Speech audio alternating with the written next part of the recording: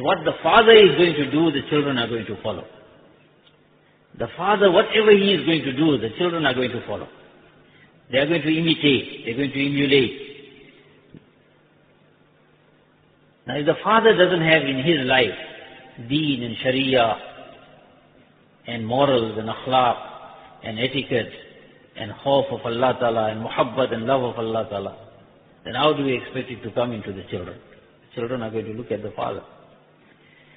I have said on many occasions that how many of us can stand up and say that I am the role model for you, oh my dear son. I am the role model for you. That you follow me and you will get success. How many of us can say that? Because if we have to announce that I am the role model and follow me, then one day he will be following to the cinema, one day to the disco, one day to the rave club, one day to some drug den, and some day to some prostitute quarters. How many fathers are going to the wrong places? So will they be happy that the sons also follow in that direction?